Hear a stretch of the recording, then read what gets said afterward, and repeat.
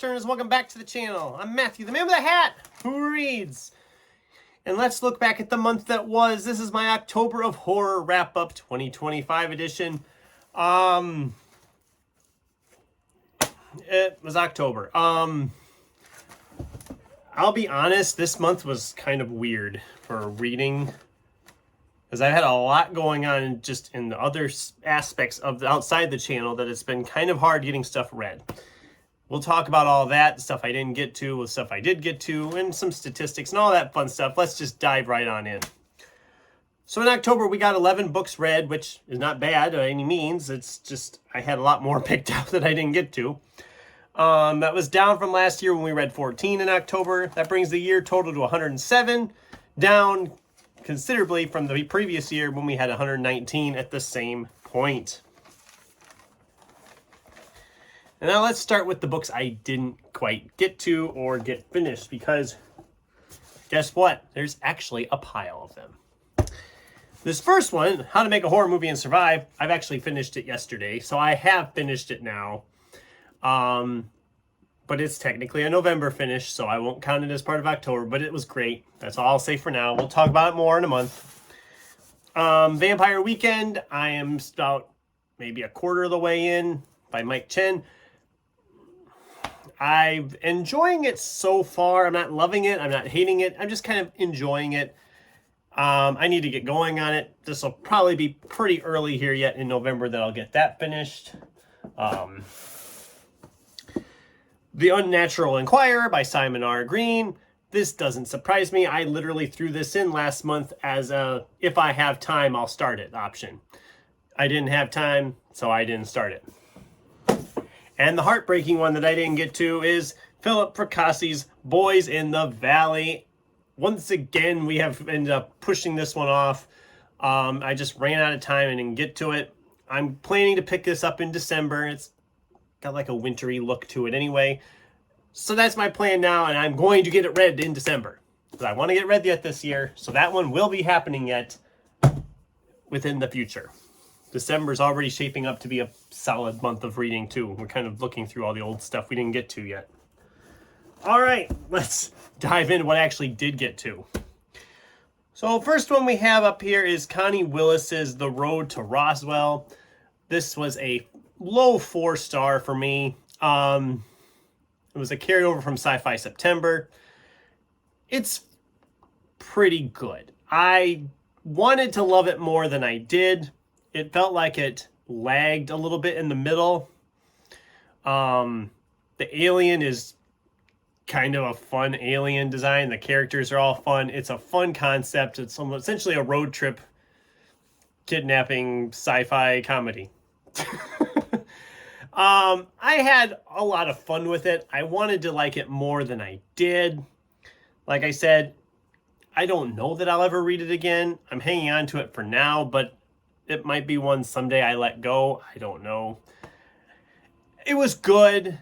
I recommend it if you're a fan of like lighthearted sci-fi type stuff. You probably would enjoy it. I just didn't love it. I thought I'd love it more than I did. I didn't realize Connie Willis was as prolific though. There's a lot I could pick up by her if I really wanted to. Then we finished Dean Koontz's Dark Fall.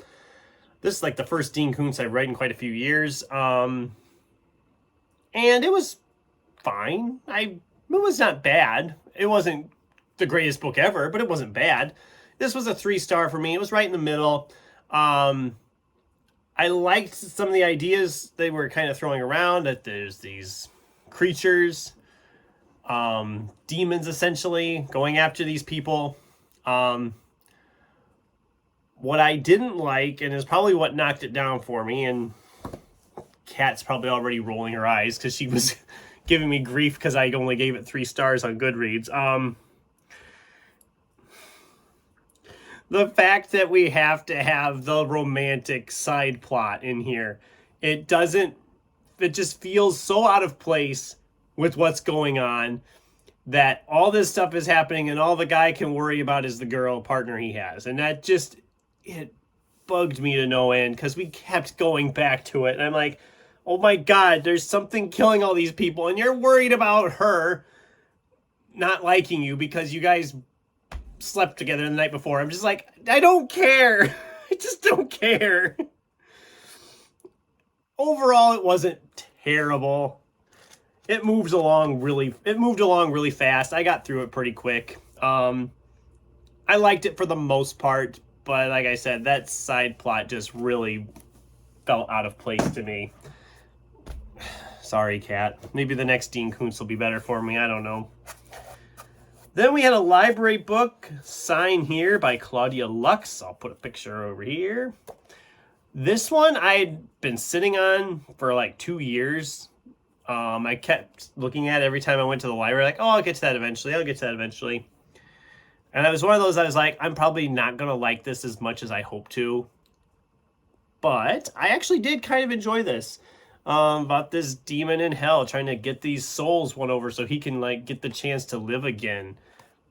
It was entertaining. It moved along really rapidly. The mystery kept kind of building that was going on in the human world with the human characters, and it made it a fairly interesting, fun ride. It was a 4-star read for me. I enjoyed it a lot more than I expected to. I recommend it considerably if you haven't picked up. So yeah, Sign Here. Sign up for it, guys. It was great. Okay, then we get into a bad one. We have Daniel Kraus's Blood Sugar. Fantastically illustrated cover. Lackluster book all the way around for me. I did not like this. I did not like this. I know there's some people who don't like it. And I get why, because I'm in that camp with them. For one thing, half the time I didn't know what was going on, because the guy is talking with this weird dialect that you can't understand half of what they're saying. He doesn't use any curse words. It's all substitution words. So you have weird stuff like that. And let me just see if I can find a good example here of some of the... I want to find like a little...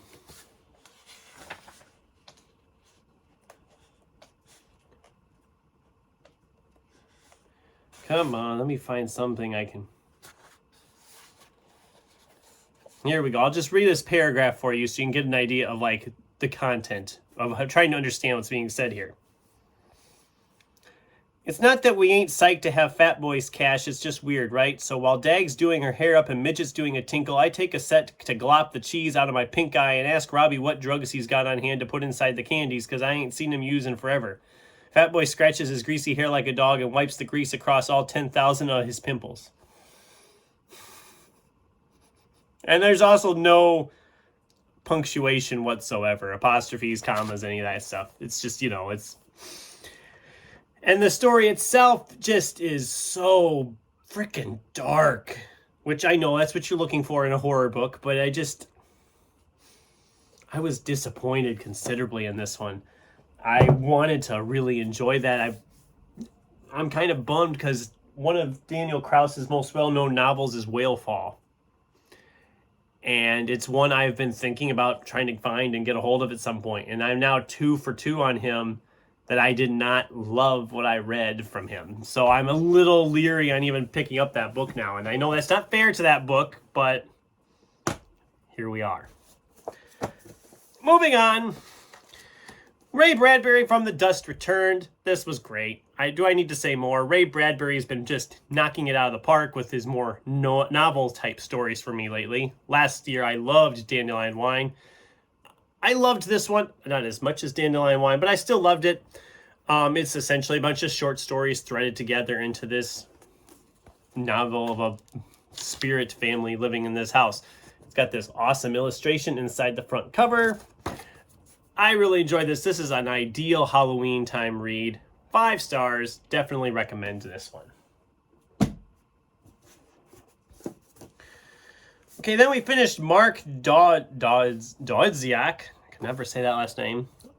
A Mystery of Mysteries, The Death and Life of Edgar Allan Poe. This was a nonfiction book about Poe. Need I say more? I gave it 4 stars because it did cover a lot, but it also seemed like it glossed over other things at the same time. If you're very interested in like his death, they kind of really dive into that a lot more. It was a fascinating read. I enjoyed it. 4 stars.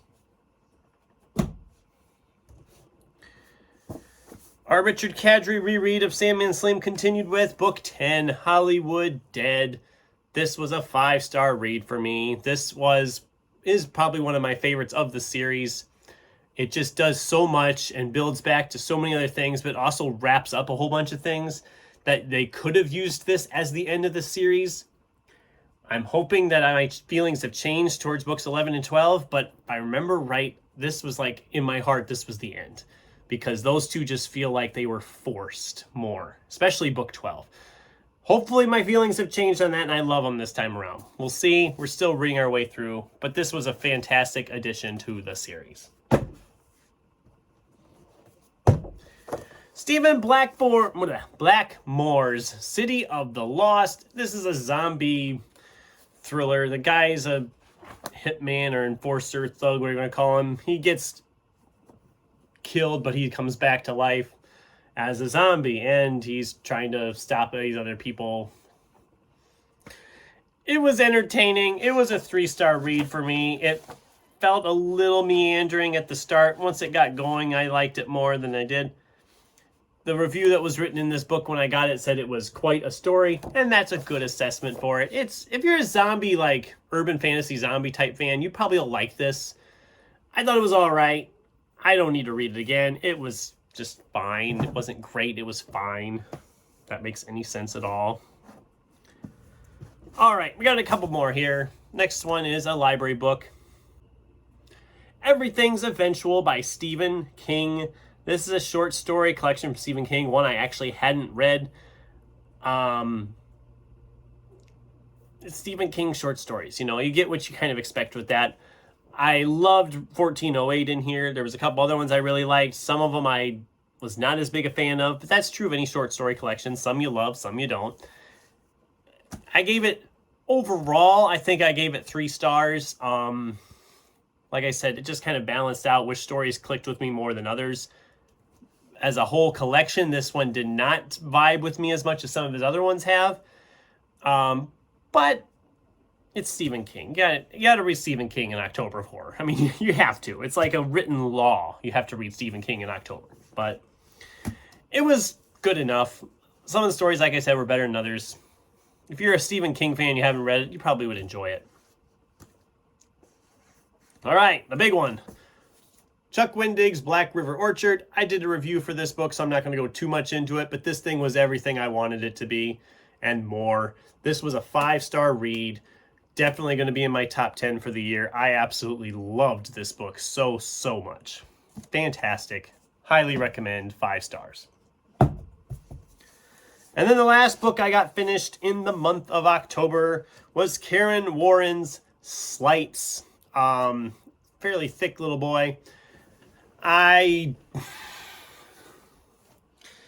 didn't love this one either. This one had a very interesting concept, and it had a very interesting setup and was going along, and it just gets so freaking bleak.